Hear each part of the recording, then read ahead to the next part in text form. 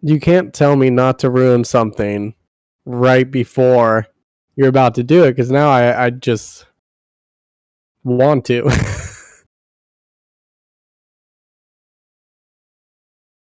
Is this because of the duck thing? Maybe. I've not taken this hoodie off in a month and a half. And then when you're done, you feel the most shamed ever. There we go. Always professional. What the fuck is even happening? Classic sort of story. It came out to high critical acclaim, and it's Pokemon Snap. If you press the tape, it goes. Like, what is going Buddy, on? I was on edibles. Not a pornography. This is a podcast. And you got the name wrong again. I like your duck shirt. Thanks. It's a duck. Welcome to Two Dads and a Podcast. Which I will not ruin. I mean, you're here. Nice. I'll give you that one. I do what I can. So, as you can hear this week, I've lost my voice again. Woo! Yeah, that is a victory for everybody. So I can do deep announcer style voices. Nobody's asking you to, though. No, nobody is. But this is how it's going to be this week. This is Just all saying. I'm going. This is how I'm going to sound for the entirety of this podcast. Okay, maybe not the entirety of this podcast, because this intro is pretty much the entirety of me talking. Yeah, we're gonna cut straight to another installment. Do we want to call that Installments? Yeah. We can interview series. Why Yes. don't you tell them what we got in store today? This week in the Two Dads in a Podcast interview series. I can't even keep a straight fucking face. Sounds like you're dying over there. I mean, maybe I am. This week we have Jamieson Price. This man is, I'm pretending like I have a deep, sultry voice. This man has it. And I didn't want to make things awkward by telling him his voice was quite sultry, but you did anyway. I did anyways. I tend to do that, No. I'm not, I never claimed to be an interviewer. I'm just a guy who likes to talk with other people. But this man has been the voice of so many. He's in not just voice acting. He does on-screen stuff, or he did on-screen stuff. He's done video games. He's done anime. He's done Western. He's done everything in between. Some of his big roles is he's Bane Bloodhoof in World of Warcraft. He was Dreyfus in Seven Deadly Sins. Sojiro Sakura in Persona 5.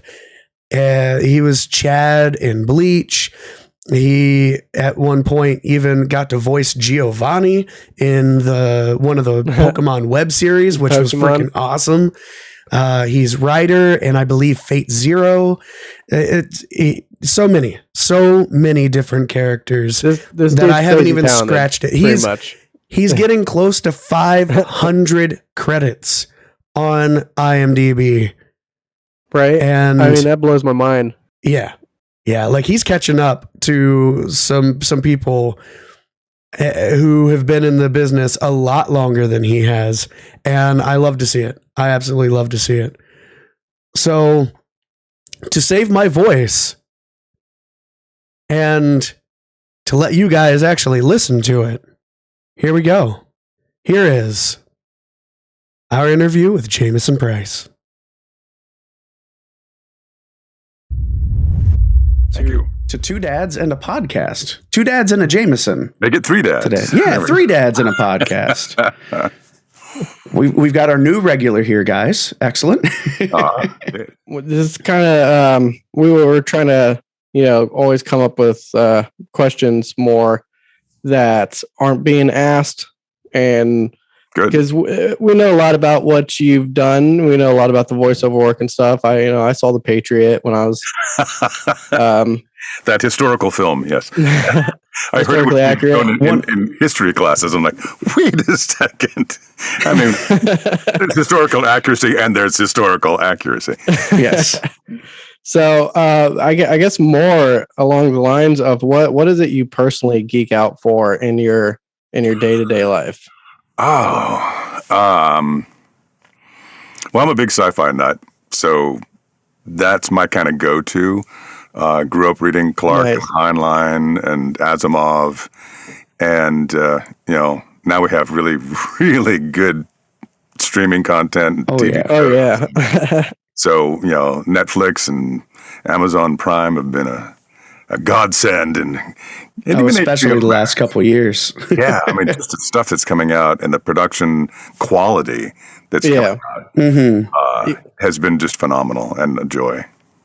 I seem to remember growing up when you didn't have streaming and the big seasons were spring and fall, and I never really understood that because it was wintertime. You're trapped in the house. Yeah. And Disney Plus seems to really understand that because Disney Plus has been releasing all their stuff in Everything winter months. wintertime. Yeah, it's great. I appreciate that so much. Yeah, but now we're so stuck inside, though, not just because of winter, that we binge it all in like one weekend. And it's like, all right, what am I watching now? Yeah, I have still, I'm rationing the end of The Expanse. I'm just kind of giving myself a little taste every now and then to go, oh, yes, that universe still exists. 'Cause, I was never one for rereading books much, although, okay, Lord of the Rings, you can reread Oh, a man of my own heart. But I should, I'll show you. Oh, cool. Sorry. I finish a book and then I don't want to read it again. My sister used to be able to read over and over again. I'm like, I already know the ending. Because when I'm reading, I get so involved. The world disappears. I go, into that world of the book, and that exists for me in a very visceral way. I remember getting in trouble in like 4th or 5th grade because in school I would be reading books, and they thought, oh, he's reading, great.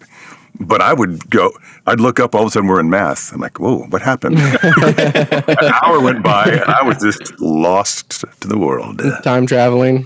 No, I like that. You mentioning Lord of the Rings, sorry, we're both huge like Lord of the Rings nerds. Super excited about the Amazon Prime announcement. Yeah.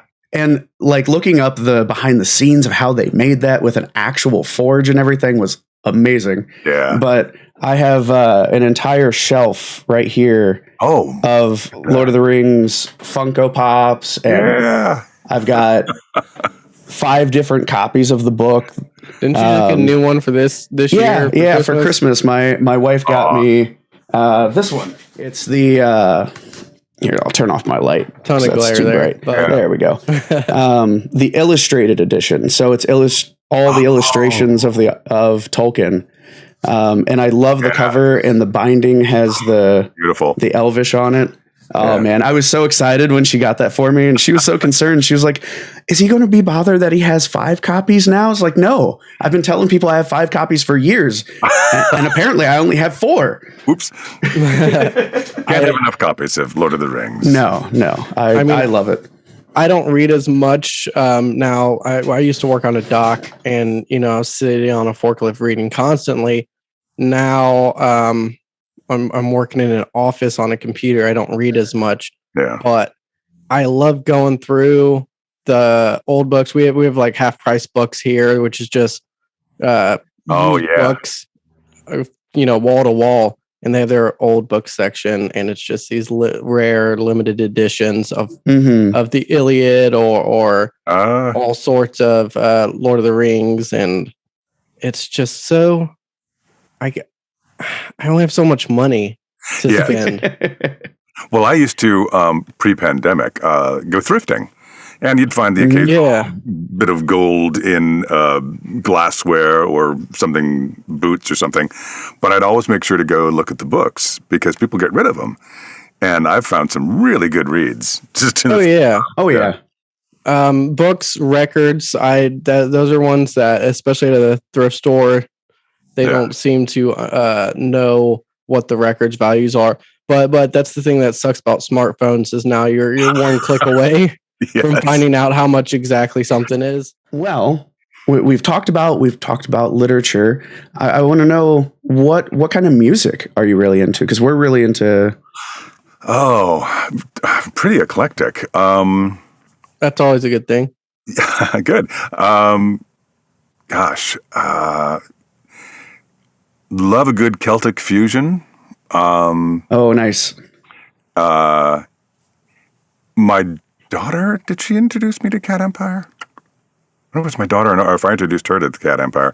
But the Cat Empire, the ska band, Yeah. out of Australia, real favorites. Got to see them in London, which was really kind of cool. Oh, nice. nice. But they, I just love, I mean, it's just great beat, energetic, fun stuff. Yeah. Definitely. And I enjoy a good, relaxation, Carlos Nakai, Native American flute stuff for chilling and doing a bit of meditation. Winding down. Winding down. Spotify has been great just because you can put stuff in and then more things come out. Yeah. Oh man, Spotify is great, especially like when they give you like the end of the year thing. Oh, yes. Yeah. And then they give you recommendations off of that, and you just always finding new music, always finding new stuff, and I love it.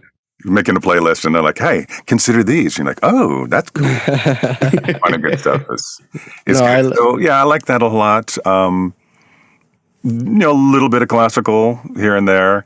I've worked for various symphonies and operas, and so there's a little bit of, I have an appreciation for that, but it's not a real go-to. Gotcha. Jazz. My dad was really into jazz, so I got a little bit of education in Miles Davis and Beck and everybody. So that's also good stuff. Groove is a big favorite in the household here. Glenn Miller. Oh, yeah. Right, yeah. Well, I actually have a stack of vinyls that my neighbor gave me years ago because she was an older lady and she was like, I'm not using them. I want to give them to somebody who would appreciate it. And I walked out with like a stack this tall of vinyls of old jazz and Disney and all kinds of stuff. It was really cool. What kind of stuff were you doing when you were working for the symphonies and stuff? Oh, I've always been kind of in theater, and rather quickly learned that while actors will work for free, technicians always get paid. So, I transitioned out of restaurant work as a subsistence gig for my acting lifestyle, because restaurant work, although it was enjoyable and I learned how to cook out of it, is rough, and it's you gypsy from one job to another because you've called in too late or called in too many times because you have an audition or something. But anyway, tech theater, I started to do that, and I'd done some of that in college and learned enough skills that it stood me in good stead, and developed quite a career as a stage technician, building sets. Nice. Electrics, running lights, learned sound, stage management, production management. So I was working as the stage supervisor at the John Anson Ford Amphitheater in Hollywood. It's an outdoor amphitheater, roadhouse basically. We didn't put anything inside, but a lot of LA County artists would come and do stuff there, but then we'd also bring in people. So I worked with a lot of different symphonies that would come in and use the space because it was acoustically just beautiful. So I'd do work for symphonies and setting them up, assisting and miking them. I'm not a mixer, but I'm a good A2 or audio 2 technician to help the main people. Nice. And then I learned how to hang lights and take apart instruments and clean them and rig, climb around in a harness and truss. Try to keep young that way. That sounds like a lot of fun. It is. It's a lot of fun. And it's very rewarding. Theater is such a collaborative effort, a team effort. The technician end of it is often very thankless because you never see them, or at least you're not supposed to. Right. And you only know of them if something goes wrong. So when the whole thing runs smoothly, people are like, oh, that was a really nice show. And you don't know. I mean, the artists, the performers are out there performing their little hearts out, but the only way you can hear them and see them and enjoy the sets that they're on are because of the technicians. And so I really enjoyed doing that. Saw a whole lot of really good bands, from the side of the stage. I never got to sit in the Yeah. front. I'd be off to the side. Procol Harum was a wonderful, crazy event at the Ford Amphitheater. A rainstorm came flying in, and our production manager at the time was like, the cell is 10 minutes away. They've got to play Wider Shade of Pale now. I'm running over to the tour manager going, this is what's going on. Can you get, like, yeah, okay, cool. And then they go into it, and I can't remember his name. Long white hair, Hammond B organ. He's going into it. The wind is picking up. Sheet music is flying all over the place. The drummer's hitting stuff, and this raindrops are flying everywhere. It was, and they finished that song and ran off before they got electrocuted. Rainstorms are bad for electricity. A little bit. I've played in the rain a few times. Not great. No, not great. Now, when those cables start going underwater, you're like, oh. I mean, that sounds like a blast. Are there what's probably the worst job you've ever had to do? Telemarketing. I got this great voice. I'm like, oh yeah. So that's been kind of after the restaurant work. That was like, ooh, there's something I can do there. Except from a psychological point of view, my mother hates telemarketers. So I grew up when that started to happen with her, not a woman given to cursing, was pretty pissed off at telemarketers. And all of a sudden I'm working as one. And it's like, oh God. And then you're having to cold call. And I wasn't even doing like people. I was working for a bank. And so it was calling other banks and trying to get an appointment for our bank people to see their bank people. It was horrible. I'm not good at it. I'm not a salesperson. Though I have a pleasant voice, I'll take no for an answer, and that's not good for sales. No, that's not. That's the complete opposite of what you're supposed to do. Never did Glengarry Glen Ross. Always. So that was probably the worst thing I've ever done. Very sedentary because you're sitting there on telephones all day long. So I gained weight. I was unpleasant to be with, and after maybe 6 months, maybe less, my wife, who had begged me to get a job because the acting stuff wasn't coming in steadily enough, like, you've got to get some money coming in. She went, please stop, just quit. You're obviously unhappy. You're making us unhappy. And serendipity being what it was, within a week or two, the Ford Amphitheater had called because the general manager knew my wife from school, and she was busy with a real job, but I wasn't. And so I got hired there and began a 22-year-long career with them. Oh, nice. Very nice. Oh, I lost which question I was going to ask. I've got the list of backup questions. I mean, I have a list of questions, but We're very going from prepared. that, talking, just randomly asking, oh, what's your favorite video game? Wouldn't probably work out. We're very prepared. I Google searched a list of backup questions such as, are you more a hunter or gatherer? Or if you had to describe the color yellow to a blind person, how would you describe it? So we're prepared. Wow. If we get lost. That's a rough one. Describe the color yellow. I don't know how I would do that. I don't know how I would either. We're getting into some philosophical. It's happy. It has energy to it. That kind of thing. But I'd end up describing things that they also couldn't see. Like it's like the show The Simpsons. You'd go to that and like, oh yeah, our visual sense is so ingrained in how we think, how we talk. It's crazy. So yeah, you lose a sense, and all of a sudden, how to describe things gone. Right. At least in that regard. Okay. I don't know necessarily that I remember it, but I've got a question that we always like to ask people is, who was one of the first people that you met that you really geeked out for in this profession? Or even, when you work as, a stage tech. Oh, wow. I don't geek out over people. It's interesting. I'm trying to think. I mean, because I worked with Mel Gibson on The Patriot. That was pretty big. Jackson Browne was at the Ford. That was, okay, hey, it's Jackson Browne. But wow, I don't tend to geek out over people. I can understand that. That's fair. It's a very interesting because I've had some celebrity of my own doing shows and being the lead actor and, being mobbed after the performance and that kind of, stop gushing, please. On one level, it's nice, but my ego doesn't survive on that. That's not how I define my self-worth. So it becomes uncomfortable, that kind of attention.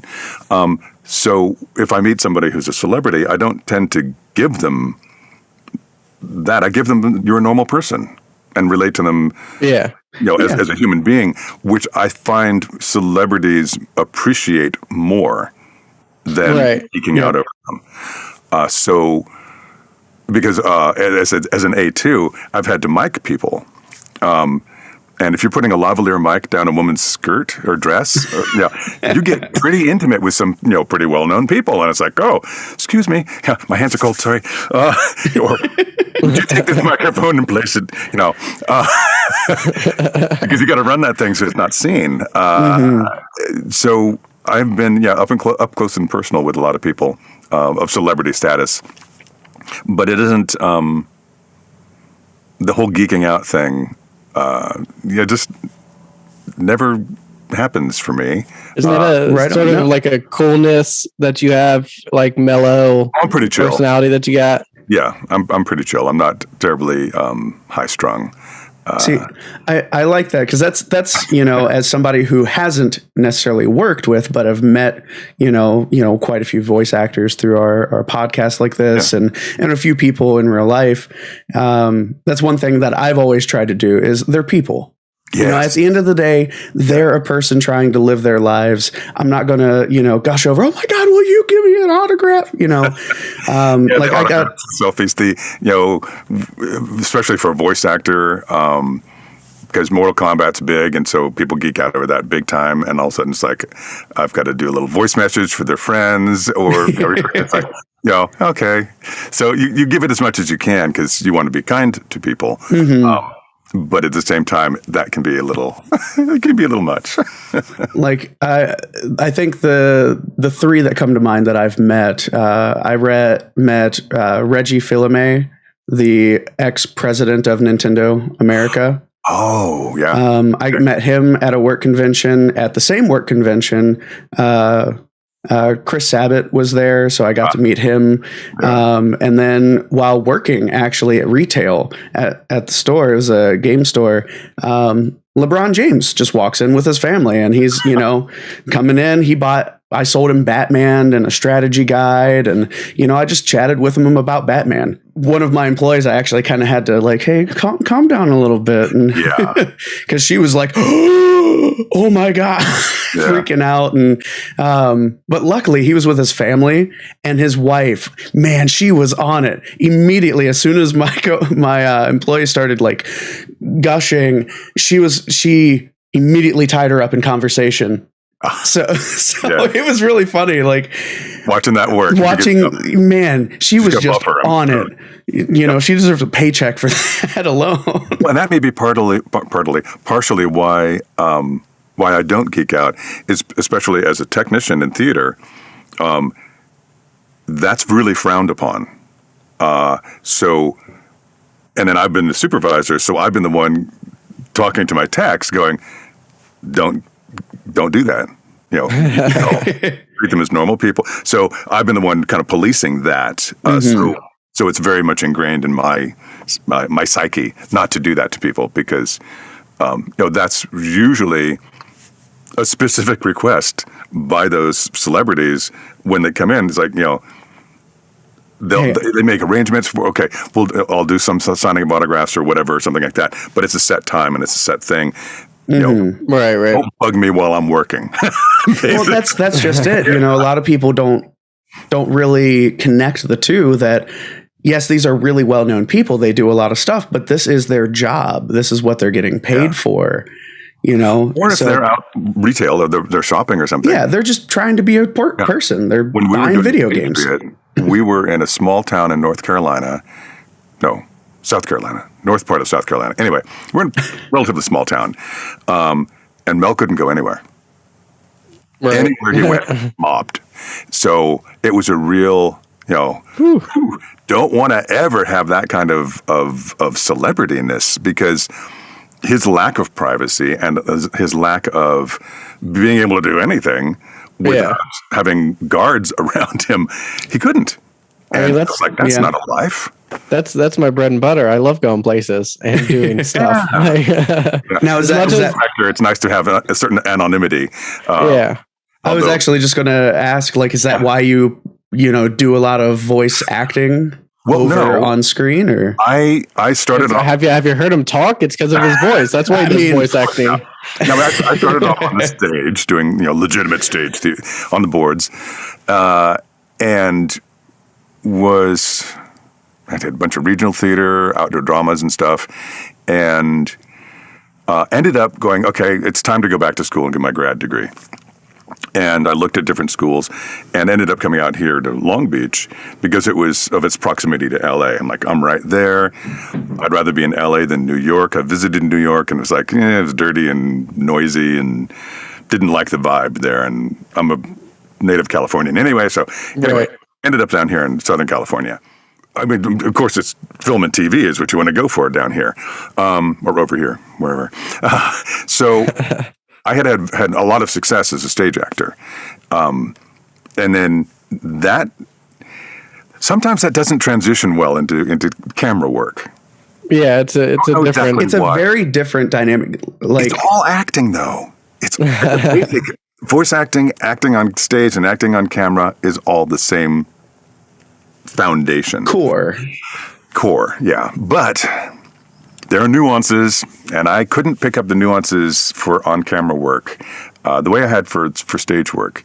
So I had limited success on camera. And I did a few TV shows, did a few movies. But I was working on a show in Long Beach. Oh, and I think I saw Dorothy Fawn. You've interviewed her end of last year, or end of 2020. Yeah. Mm-hmm. Dorothy was my leading lady in it. And nice. That was like, I graduated in 95 from grad school. And she said that she and her husband, Tom, were doing anime, and she thought that I might be good at it. Turned out she was right.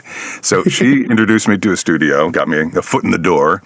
And, here I was with my MFA going, okay. And they're like, okay, let's have you do Man D, Guard C. And I was doing little tiny bits and pieces and doing Walla stuff, which is just background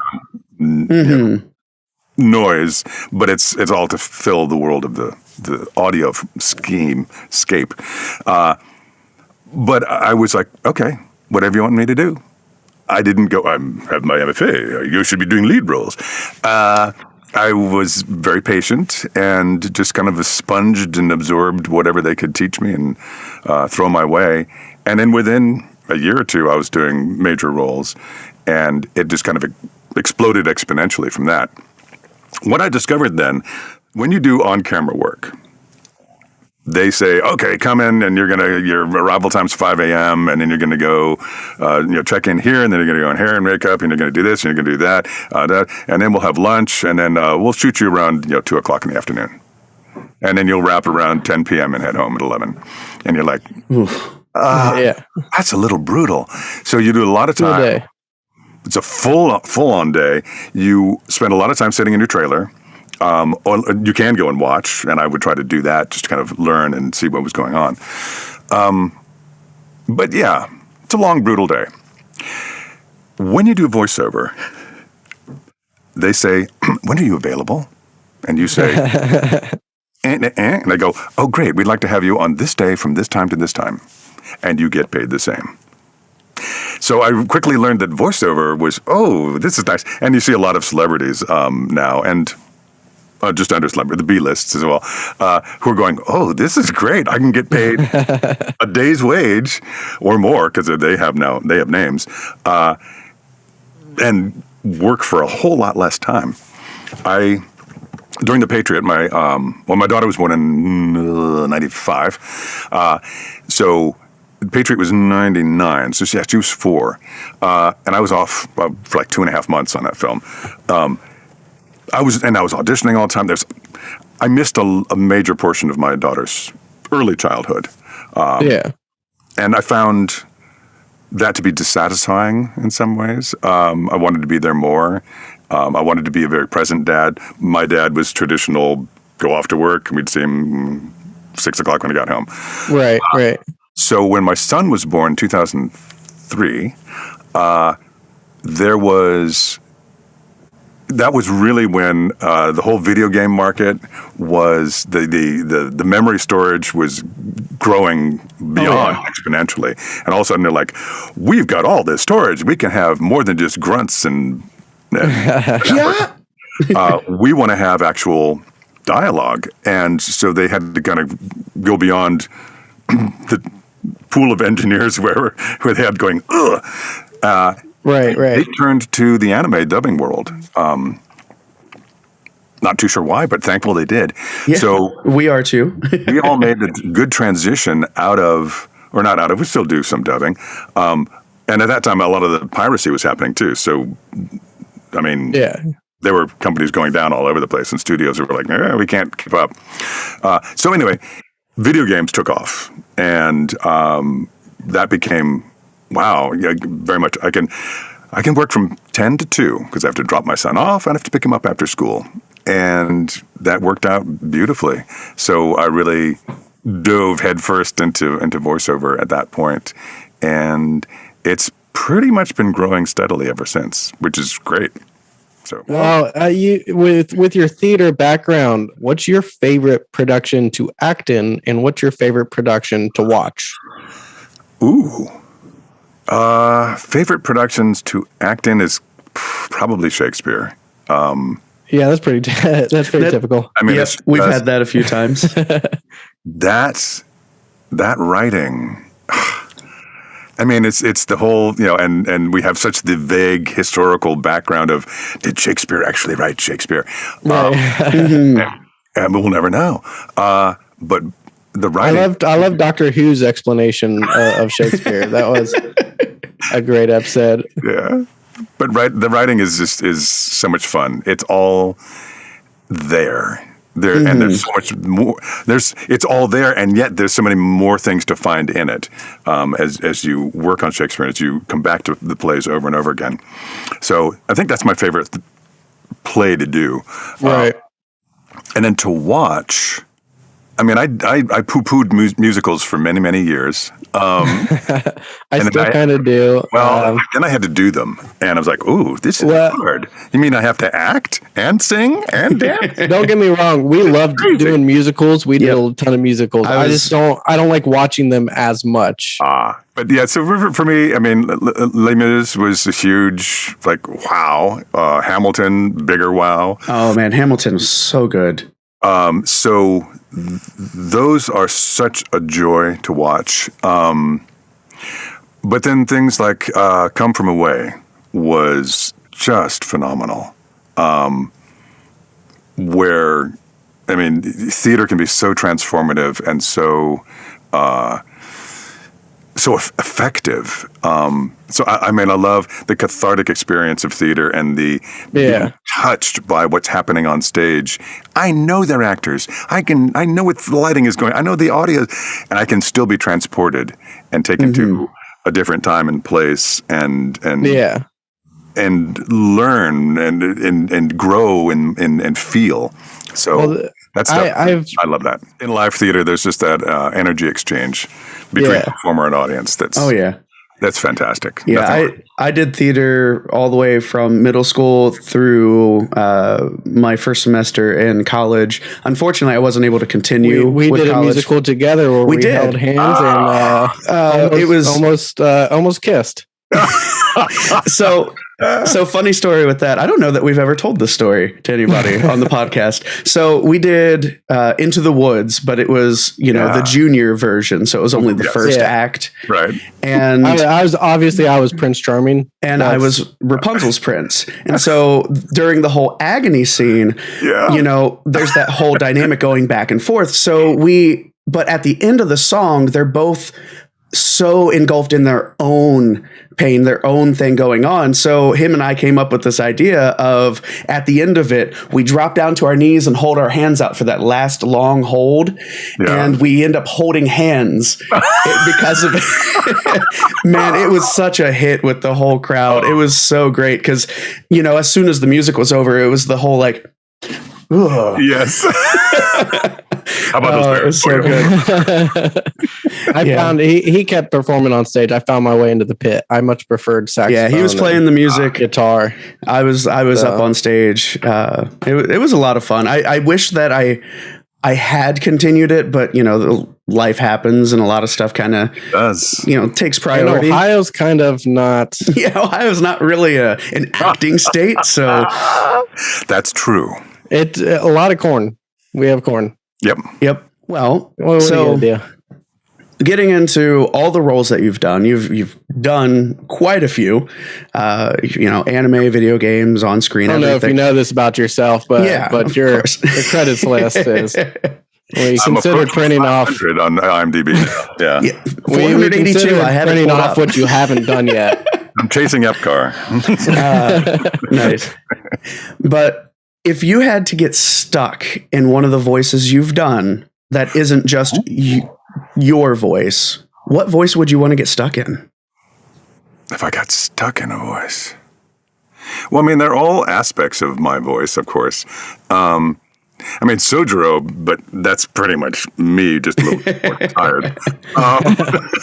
I'm tired, Dad, so I relate to him so much. And Gankatsuo, the Count of Monte Cristo, was, again, me, but there's a deliciousness to him that was kind of fun. The one that was, I guess, kind of out of my normal speech, Ryder, just because his joy of life, his exuberance, and it's I'm pretty chill. He's not chill at all. So that kind of bit of a bull in the china shop, and his joy of life is wonderful for me. So I would, I guess, pick Ryder. So I guess we're going into Fantasyland questions now. All right. If you had to be stuck in a universe that's not our own, which universe would you want to be? Kind of flipping that question, not stuck in the voice, you get teleported to the world. It does not have to be something you've played in. Middle Earth, Star Wars, Pokemon. Wow. There's so many fun worlds. I know. There are a lot of dangerous ones too. Well, that's because Lord of the Rings, right? Great. Oh, maybe not so great. That's really dangerous. Right. Do you like dysentery? Because you're gonna have dysentery. Right. Gosh, and Star Wars, but again, dangerous. There's awful people running around trying to do things to you. Oh yeah. Right. And randomly your planet might explode. Randomly your planet. The Marvel Universe would be really cool, except again, danger, aliens. Especially if you live in a big city. With my luck, I would be stuck there and I wouldn't have any superpowers. I would just... It would just be your normal life, except now there's giant aliens attacking. I would walk out to start my car up and it would just be crushed. And I wouldn't know why. Why? What's going on? I would say the Star Trek universe. Nice. Okay. I like that. When I look at, I watched the original series when I was growing up, but the whole Star Trek arc and what Roddenberry was going for, was fair and equal, and was a civil society and inclusion, and so, God, it was such a, oh my, can we just live there kind of feeling that. There was trouble and strife and things, but you got to for entertainment. You got to have some conflict. But the society in general seemed to be more peaceful, more intelligent, more inclusive, more evolved. And right. It was a very progressive show in an era where progressive wasn't seen the way it is now. And I think that's why Star Trek still holds up today. Not necessarily, especially the originals. It's a little hard to watch nowadays with all the special effects we're used to. But the concept and the overlying plot and the story and the characters are so relatable now, even still. And yeah, I like that answer. That's a good one. But yeah, that's for me. I think if that universe, I could be okay living there. I would enjoy living in a lot of the other ones, but it depends if you're this. If I have the powers or not. Yes. We'll just vacation at some of the other ones. Yeah. Now, if you could pick a superpower, have you thought about this one? Of course, we've all talked. We've all thought about what superpower. Invisibility was big on my list for a long time, and super strength was, but I think a consistent one for me has been flying. Yeah, I would really dig flying and just. I think we're going to get along for a while here. I think that was my pick. When you look at the overview effect that the astronauts have, they get up there and they go, "Oh shit, we're all on that." Yeah, that's where we live. And look at all this other stuff that's not hospitable and not inhabitable. So yeah, that the perspective I think that you get, just back a little bit and flying over it all, and also then you wouldn't have to worry about heights.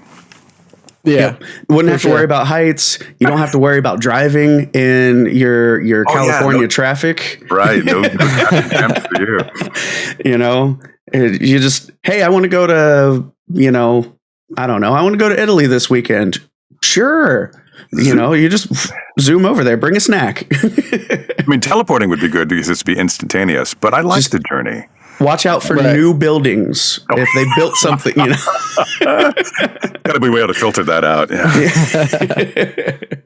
What is your craziest on the job moment that you've ever had go on? One of the most kind of crazy and cool things, I guess, and more from a technical point of view, we had a couple of different, but this is the first concert. It was a Lost concert. Michael Giacchini and the session musicians came, and they had the parts of the airplane and stuff that they were playing for the soundtrack.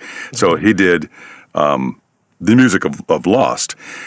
But we had a screen up, and we were showing episodes of Lost while they were playing. So it was all related and all together. It was very cool. Yeah. Okay, so a storm came in. Always with these storms. Yeah, a storm. Because you're outside, and that's the thing people don't get. Rain, wind. So a storm was coming in, and when the screen was brought in, now, mind you, the stage is full of musicians. Yeah. Important musicians, session musicians from these are all really cool cats and people who work all the time and they're top of their game. And Michael Giacchini, the guy who brings in the screen, it's non-perforated, which means there's no holes in it. Which means it's not a screen, it's a sail. Oh no. Yeah. So we go, okay, we got to do, and he's like, I've got 2 tons of weight on each pillar. Yeah, okay. Okay. And you know what the force is that's going to hit have you done the math? And of course he hadn't. So we roped off the top points on the screen. So those were triangulated 45 degrees north of front and back so that to keep the screen steady. So the wind came, and the way that the wind was going, because it's a canyon, basically. So the wind came this way, hit the back of the hill, and swooped this way. Oh, yeah. So here's the screen, here's the orchestra, and it's doing this.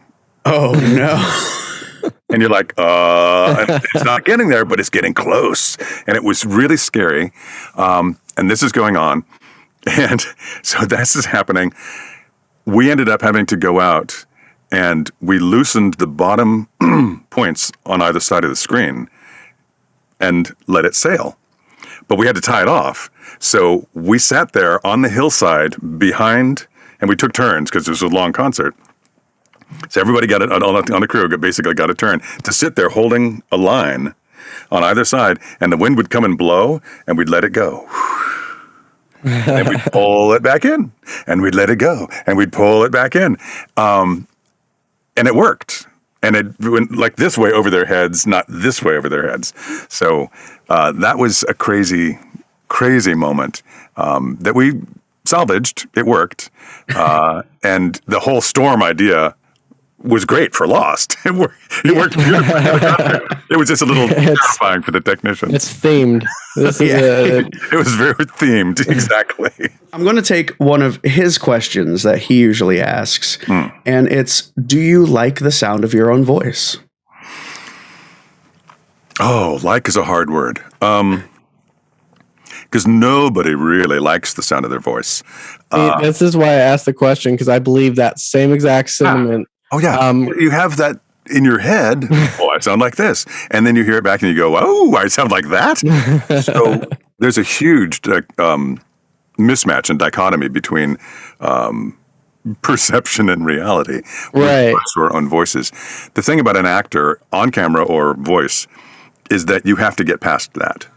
Right. For on camera, you've got to get past looking at yourself and going, oh, look at my hands. Oh, God, what am I doing with my face?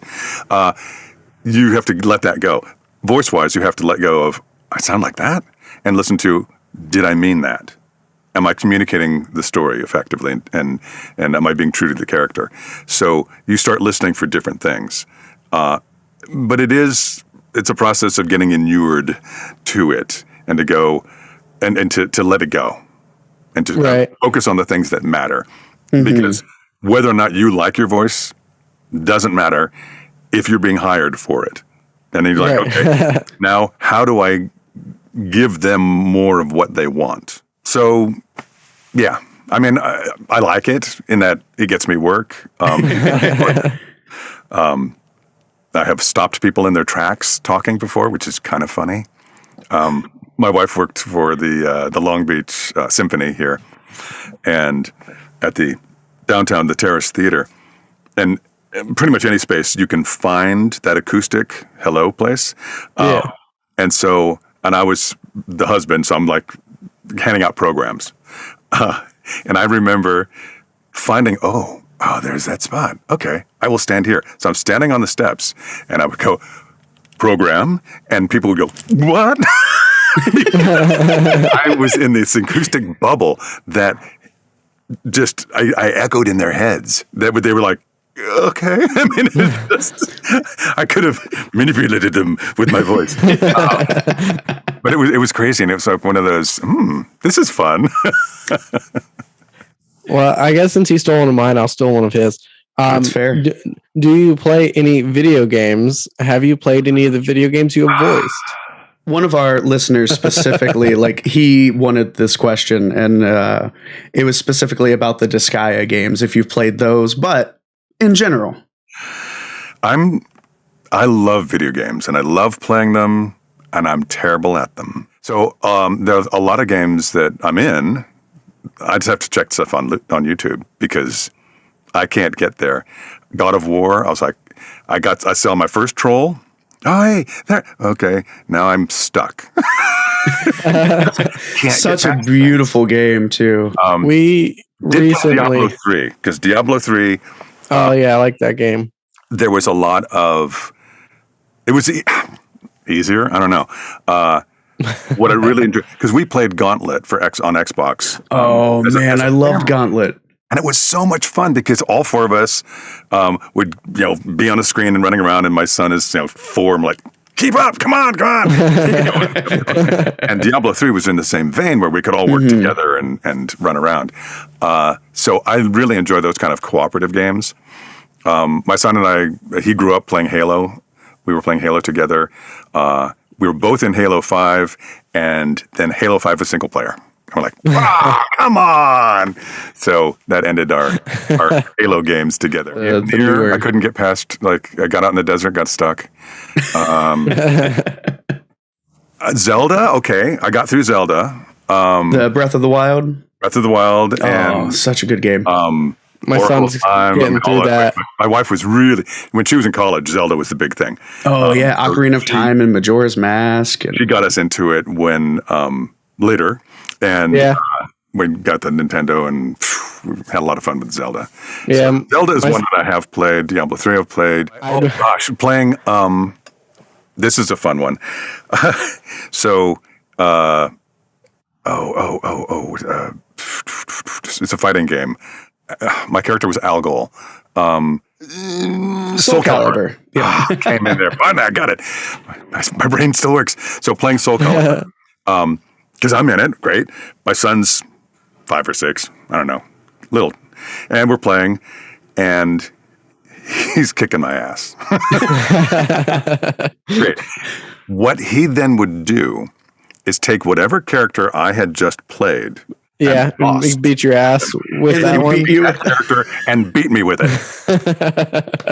And he was totally innocent, and he didn't mean to be pushing my buttons. But that's like one of the only times I've ever yelled at my child. My son was like, and it's a funny story, and he's not too traumatized by it, I don't think. But it was just,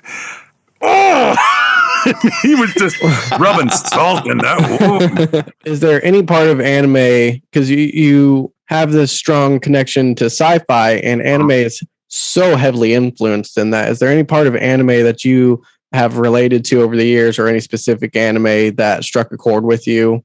Not really. That struck a particular chord. I mean, you delve as wholeheartedly as you can into whatever world you're given, and so for that session, that's really you're really concentrating on that, and so you identify with it. You certainly that's your world, that's your universe for that time. Part of it is difficult because we only see a very small portion of the finished product when we're working on it. Typically in a booth, you only have your lines. Sometimes you'll get fed lines by the director, or they'll have the recorded lines of the actor before you or around you. And so you can get some kind of a pre-roll and act off of another actor, which is great. But sometimes it's very much in a vacuum. And you are getting explained a rather complicated anime plot. Complicated anime plot? I've never heard of that. Soap and Bleach come to mind of like, okay, let's just bring it down to, do I like the person I'm talking to or do I not like them? Because the Soul Eater thing and there's all sorts of stuff happening and do you ever get surprised anymore by plots that get thrown at you? Oh yeah, there's stuff that happens. When I was doing Digimon,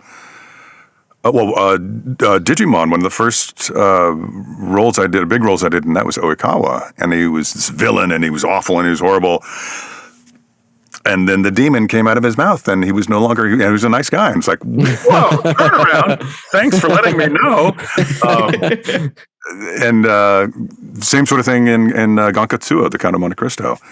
He's possessed by some alien, and that comes out of him, and this parasite or whatever it was. So there are things that happen all the time. Sometimes the director knows, and they just choose not to tell you so that you don't foreshadow anything. Right. Because sometimes if you tell the actor will like, ooh, now I have this information, and I'm going to put it in there somehow. And other times it's because it's coming over so fast, they don't even know.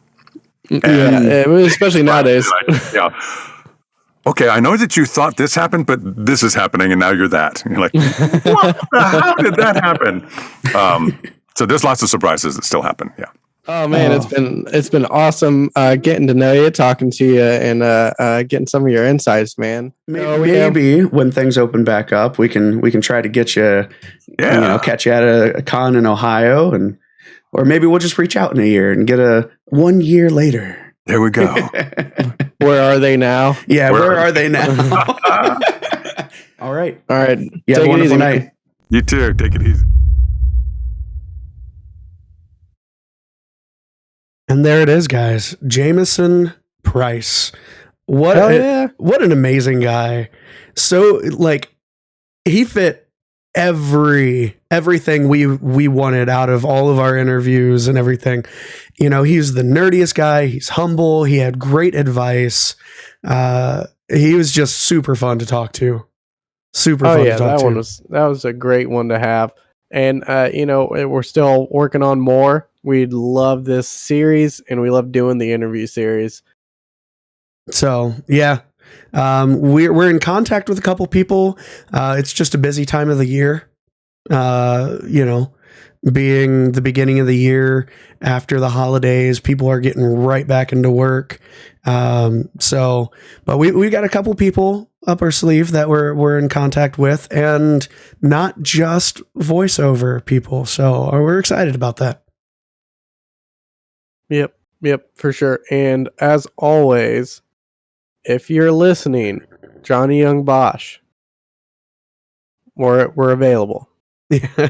You know, Johnny, we'd love available. to talk to you, man. I know you watch the stream. Obviously, I know you watch, and we're just waiting. Like you don't have to. You can just ask. Yeah. Just reach out to us, and you can do so on Facebook, Twitter, and Instagram, all at 2dap2020. You can email us at 2dap2020@gmail.com. Our YouTube is, you guessed it, 2dap2020. And you can comment on the videos. Just go on there. I know you got your personal account, and you can just let everybody know. At 2dap2020. 2dap2020. .com at gmail.com. No. .com. www. Next time We know on things. Two Dads and a Podcast. What was that? I didn't hear it. Next time on Two Dads and a Podcast. Next time we will be doing our top 5, count them, 1, 2, 3, 5 Final Fantasy playable characters. Yes. Now this is obviously in celebration for I forget what Final what Fantasy VII's 25th anniversary. There we go. Damn, that's an old game. But yeah, we didn't this week because I want to let my rest voice a little bit. I want to let my voice rest a little bit more. So not as much conversation this week for you guys. We also want to try and kind of get our orders and thoughts and get our forward sentences. Yes. Well, guys, as always, thank you so much for listening. See you next time, all you podcast listeners.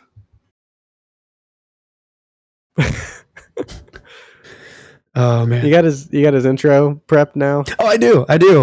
For those of you who are still hanging out, and you'll get to hear it, of course, if you listen to the podcast when it releases next week, and the video only, the non-live version that we just aired. This will be at the beginning of it. So here we go. Hi, I'm Jamieson Price, and you're listening to Two Dads and a Podcast. You've heard me before as the English voice of Sojiro Sakura, as Ryder, Bane Bloodhoof, and the announcer in Mortal Kombat. You know, when I was young, ooh boy. Ooh boy, indeed. All right. Fantastic. Honestly, like I'm really bad about this when I reach out to some of these people. And I find out, like, I don't look at what games and shows they've narrated. I just look at their character lists. And then I look at, like, after we've talked to them or they mention something about the games that they announce for.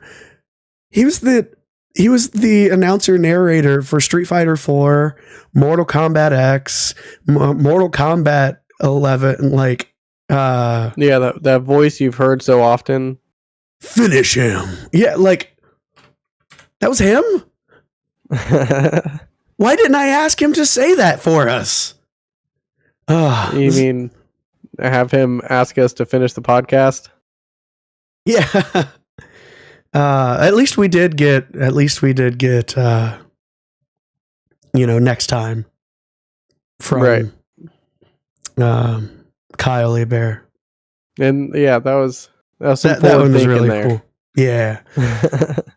But yeah, he was the narrator for the Catherine games, Disgaea 1, Disgaea 2, Mortal Kombat 9, Mortal Kombat 11. So I was wrong when I said 10, 9 and 11.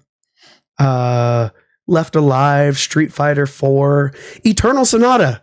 That is one of my favorite RPG games, like ever. He was Alberto. What was the character's name? Was it Alberto? Eternal Sonata. Legato. I was completely wrong. He was Legato, so he was a bigger character in that, and he did the narration for the game. I love that game. It's so good. So yeah, I nerded out a little bit. Him and his son also voiced in Halo 5. I think I left that in. You know who narrated Mortal Kombat 10? David Lodge. Motherfucking Richard Epcar. Was it Epcar? He did say he was chasing Epcar. He was Jason. Oh man, we got to get Epcar on here. I know some people are just really hard to get a hold of. I'm working on it. Oh man, you know what I have to say, and then we can get going. I absolutely love how much Lupin the Third stuff has been coming out over the last few years. Oh yeah, I loved that show growing up. Like, it was such an old show, and of course we got the replays and stuff for it. So we didn't watch it, when it released, because that show is old. But because they would pop that on and off Adult Swim before Adult Swim had the big anime blocks on Saturday nights. Mm-hmm. Before Toonami really started taking off, and the good old days. Oh yeah. But yeah, we'll have to try to get a hold of that guy. How many interviews have we done? 26. Is that it? 26. How many fucking hours have we logged? That's a lot of hours of interview. Probably about 40. Probably at least, because we had a couple that lasted, 20 of those hours was Michaela. What was it? I think only 3 of our interviews were less than an hour. A few of them were because they were scheduled tight schedules. I know. Probably Kira Buckland and Kira was Kira's Glass had less than an hour. I think Caitlin Glass was talking to us on her lunch break. Yeah, Caitlin Glass, David Lodge, and Kira, I think, were all the full interview was only it was an hour or less. There were so many that went way longer than we expected. Well, it was dead heat of COVID and they were bored to shitless. Hey, thanks, Omicron. Little do they know, we are releasing the new variants. Don't say that. You can get us kicked off YouTube, man. Like anybody at YouTube is paying attention to us. Let's be honest. Everybody watches our show. What do you mean? Is that their username? Everybody. If I put that energy out there, it will become true. You know who I almost put in the collage for Jameson was the Jelly Jiggler from Bo Bo Bo Bo Bo Bo Bo. That show. And what reminded me of that is Richard Epcar was Bo Bo Bo Bo Bo Bo Bo. That show does not get brought up enough in casual conversation. Not It does nearly as not. much as I bring up Zoids. Which How is much a we bring problem up in and of Zoids, itself. Zatch Bell. Zatch- How all many these- people have we brought up Zatch Bell to in all the these interviews? obscure references. You know what the best part about it is? We got Jason Spizak, who did the Zakare voice for us. Zakare! Oh, shit. I loved those shows, though. Oh, my God, they were so stupid, and I loved them. It's not our fault not as many people loved him. Yeah, he was the jelly jiggler and the ramen master in Boba Bo. I still can't fucking find Zoids to watch. Like, No, hardly anywhere like, except for, like, the The newer original, ones. the newer one on Netflix, sure, but I want to watch the original. You can't find it anywhere. I think it's series 2 was my favorite because they did 3 different story arcs. Mhm. Or 4 different story arcs. I think it was either 2 or 3 was my favorite. It's the one similar with to the Liger Zero. Yeah, it's similar to Digimon, where like Digimon Yeah. Adventures was good, but the second story arc they did with the armor digivolutions and stuff, that was the I didn't best. say I bought the newest Digimon movie, and it's kind of heartbreaking. Oh, I heard. I think who wasn't- were we talking to about that? Was it Dorothy? She talked about. I remember somebody we talked about. I don't know, but um, I just picked it up a couple weeks ago, and we watched it. It was heartbreaking, and I didn't expect it because it very much was. It felt like a homage to the original a bit movie. of fan service. Yeah, but it was super, super heartbreaking. It wasn't as good as the original movie, but I thoroughly enjoyed it because it was very much paying tribute to the past 25 years. Check that out. I still haven't watched any of Try. I need to do that too. I just got to bring you all the movies I got tomorrow. Do you have all of Try? Trigun? No, Digimon Try. Oh, Digimon Try? No. I need to watch all those. They're all OVAs, so it's just like miniature movies. So that'd be a good series to watch. Yeah, and I don't know. Jamieson's in them from what you told me. So yeah, the Digimon Adventures was good. What was the Digimon Fusion? After that, where the kids themselves turned into Digimon. It was sorta. That one was still pretty good. It was the next generation after the original generation. I still kind of liked. Yeah. After Digimon Adventures, because there was Digimon Adventures 2, and then there was like the next one after that was still okay. Yeah, and then it started getting weird. It was still kind of good. It didn't get as weird as like Yu-Gi-Oh on motorcycles. It didn't get that bad. I've heard that the new Yu-Gi-Oh Vrains or whatever it is actually really good. Pretty good. Yeah, I heard that too. So, but I'm gonna go rest my voice. No Pokemon stream tonight, unfortunately. I just talking hurts. I will be streaming to myself. The little bit that I've done so far this evening has my throat feeling very raw again. So, okay, well, we can end the stream whenever you want, but I want to discuss a little Arceus with you. Oh, okay. I haven't played much, so. But all right, guys. I still haven't found the Eevee.